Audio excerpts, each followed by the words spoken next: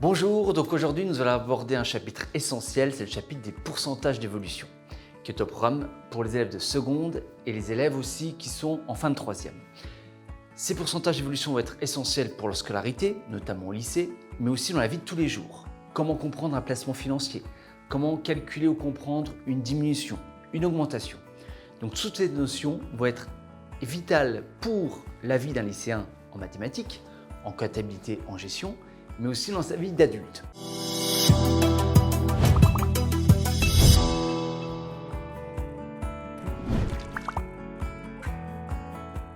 Tout d'abord, il ne faut pas confondre deux types de pourcentages. On a des pourcentages qui sont des proportions, ça ne bouge pas, je vais vous donner un exemple, et on a les pourcentages d'évolution qui vont nous permettre de comprendre et de calculer des augmentations, des diminutions successives ou même réciproques, on va le voir.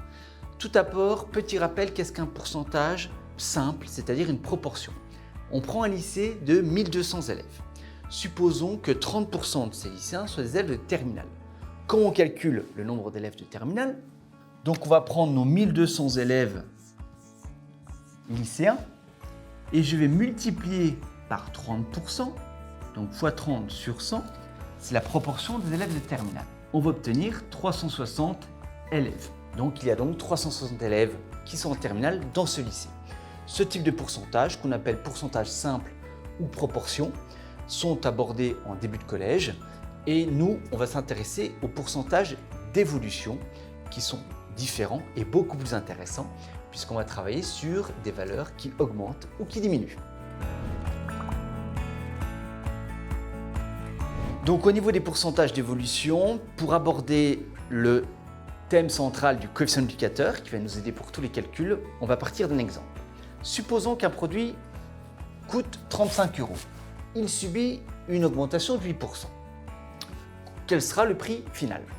On a 35 € au départ et on ajoute 8 sur 100 de 35, c'est-à-dire 8 sur 100 fois 35. C'est la valeur de la somme qu'on doit rajouter au prix de départ.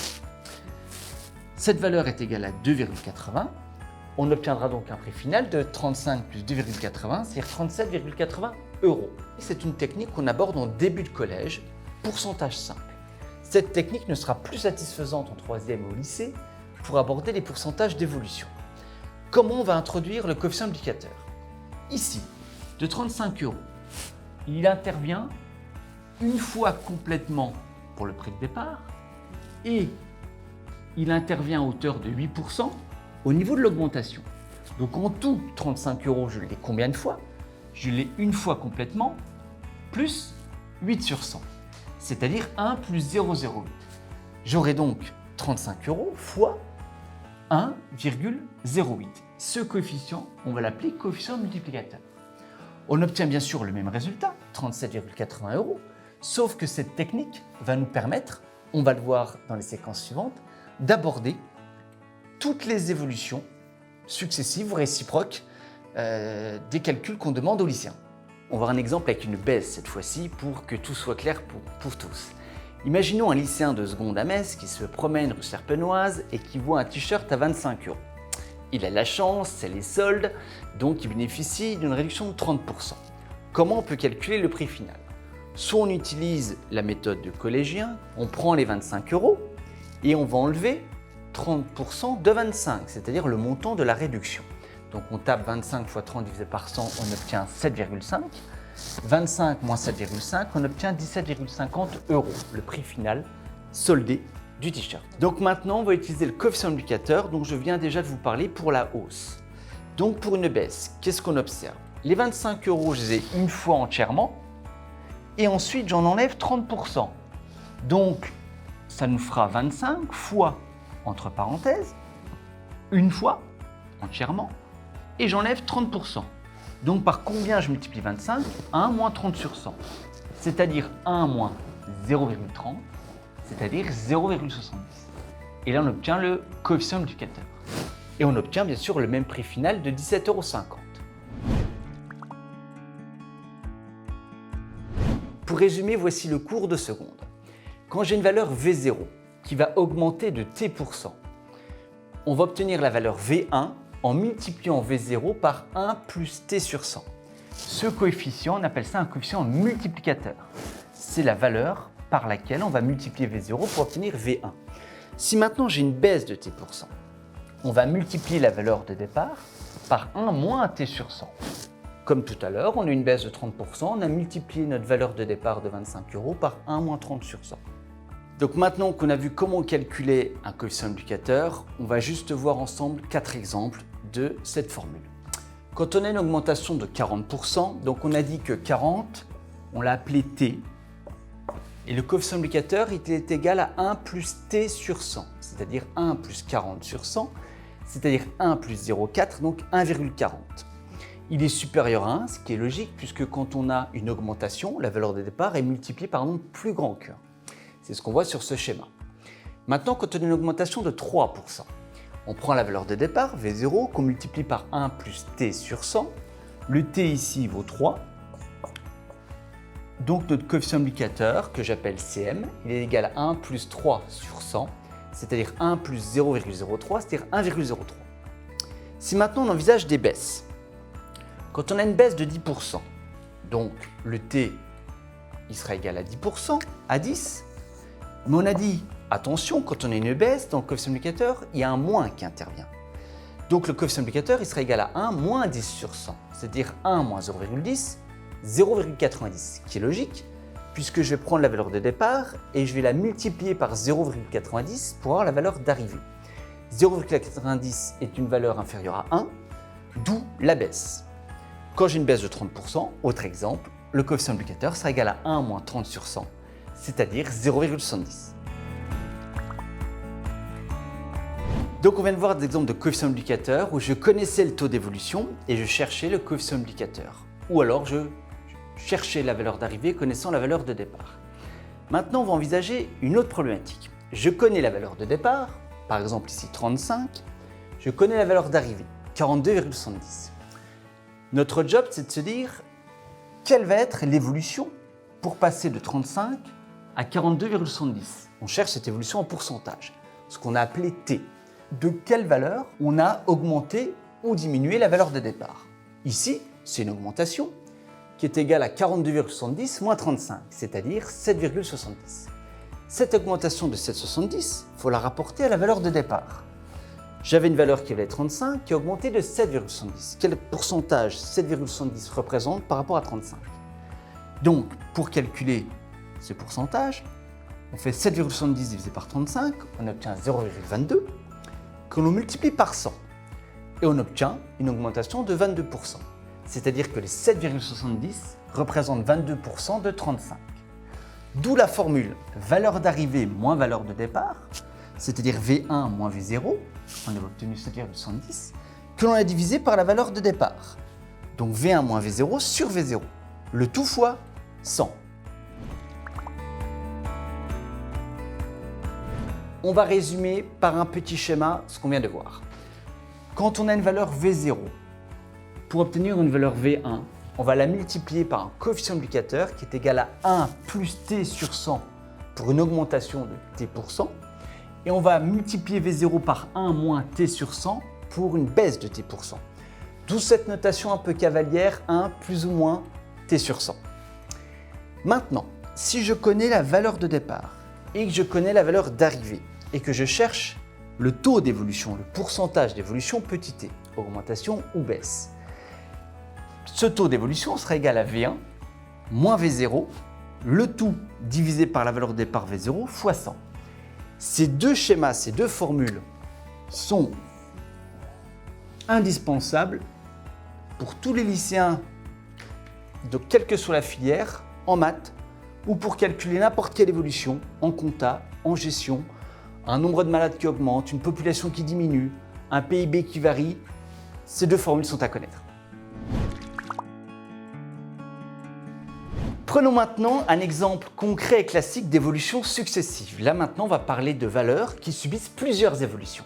Si on prend une valeur 100 qui augmente de 20%, elle va être multipliée par 1 plus 20 sur 100, c'est-à-dire 1 plus 0,20, c'est-à-dire 1,20. On obtient 120. Si maintenant cette valeur rebaisse de 20%, si on réfléchit trop vite, la pensée commune pourrait dire on va retomber sur 100. Eh bien non. Pourquoi on ne tombera pas sur 100 et pourquoi on va tomber sur 96? Parce que la baisse de 20%, on enlève 20% de 120. Alors que l'augmentation de 20%, on rajoutait 20% de 100. Comme on change de base, les pourcentages d'évolution ne s'additionnent pas ou ne se soustraient pas. Donc on est obligé d'utiliser les coefficients multiplicateurs, on n'a pas le choix. Le premier coefficient multiplicateur vaudra 1,20, augmentation de 20%. Le deuxième, 0,80.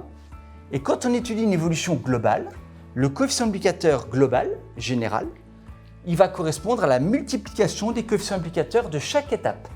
Donc ici, 1,20 fois 0,80, on sera à 0,96. 100 fois 0,96, on va tomber sur 96. Donc lors d'évolutions successives, très important, le coefficient multiplicateur pour passer de la valeur de départ à la valeur d'arrivée est égal à la multiplication ou au produit de tous les coefficients multiplicateurs. Et maintenant, les évolutions réciproques. Réciproque en mathématiques, c'est un phénomène qu'on va étudier dans l'autre sens, comme le théorème de Thalès ou le théorème de Pythagore, où le mot réciproque est souvent utilisé. Supposons une valeur V0 qui augmente de 22% pour obtenir une valeur V1. Quel va être le sens d'évolution et surtout le pourcentage d'évolution pour, à partir de V1, retomber sur V0? Ça ne sera pas une baisse de 22% puisqu'on l'a dit, ça ne marche pas, malheureusement. Les pourcentages d'évolution ne se soustraient pas, ne s'ajoutent pas. Une fois de plus, c'est les coefficients multiplicateurs qui vont nous sauver et qui seront au cœur de notre méthode. Le coefficient multiplicateur pour passer de V0 à V1 sera égal à 1 plus 22 sur 100, c'est-à-dire 1,22. Pour obtenir V0, je vais partir de V1 que je dois diviser par 1,22. Pourquoi? Parce qu'ici, j'ai multiplié par 1,22. Donc là, je vais diviser par 1,22. C'est-à-dire, je vais multiplier V1 par 1 sur 1,22. Donc le coefficient multiplicateur pour passer de V1 à V0, ce qu'on pourrait appeler le coefficient multiplicateur de l'évolution réciproque, sera égal à 1 divisé par 1,22. C'est environ égal à 0,82. Ça correspondra donc à une baisse de 18%. D'où la formule qui n'est pas du tout officielle ni obligatoire à retenir pour passer de V1 à V0. Donc lors d'une évolution réciproque, le coefficient multiplicateur obtenu est l'inverse du coefficient multiplicateur du sens direct.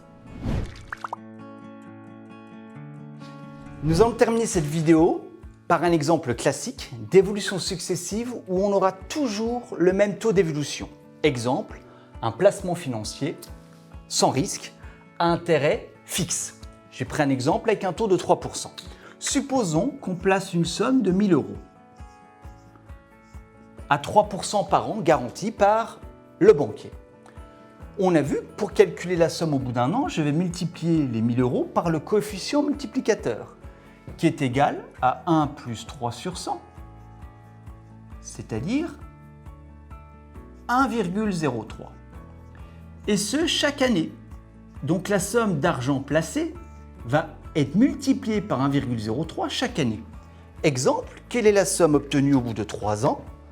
1 000 € fois 1,03 fois 1,03 fois 1,03, que l'on note en mathématiques 1 000 € fois 1,03 puissance 3. Au bout de 10 ans, la somme obtenue grâce à ce placement financier sera de 1 000 € fois 1,03 puissance 10. Donc voilà comment on calcule des valeur qui se transforme avec une évolution successive qui est toujours la même et qui va se répéter au cours du temps. Maintenant, on va prendre un exemple plus concret.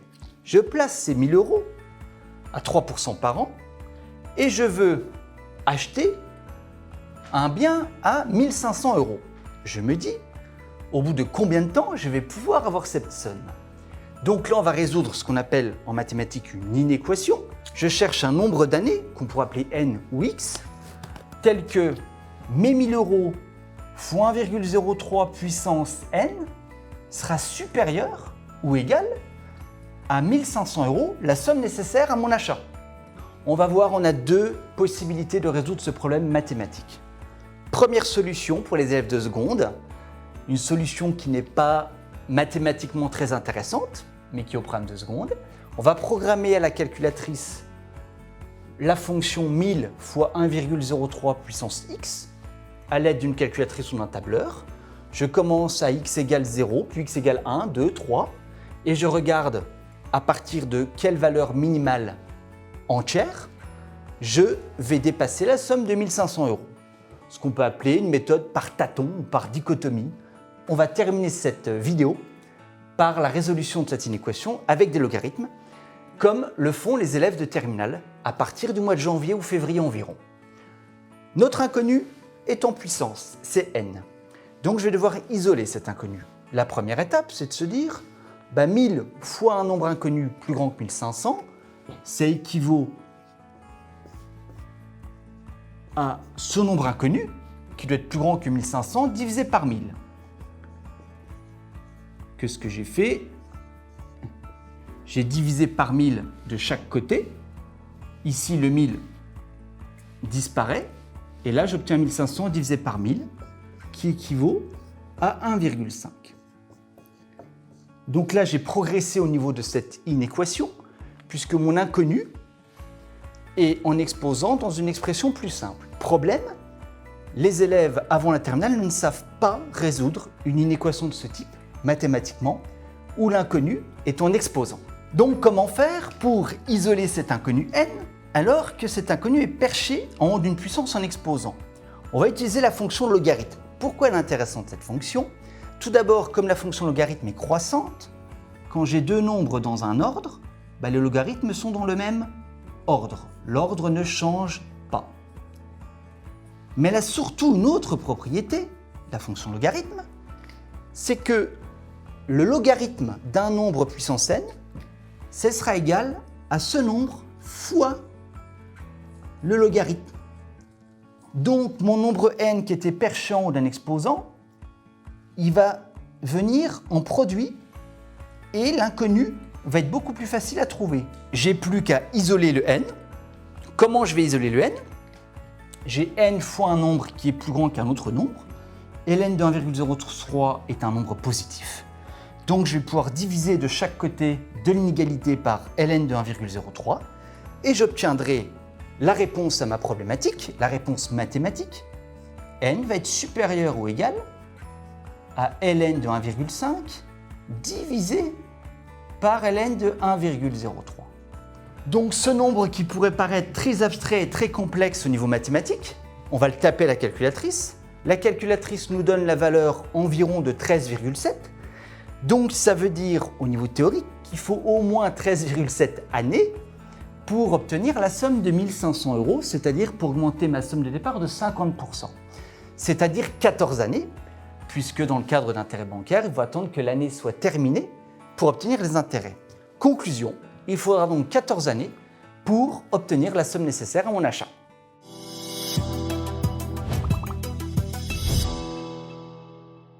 Pour d'autres conseils sur tous les thèmes liés à la scolarité, abonnez-vous à notre chaîne YouTube.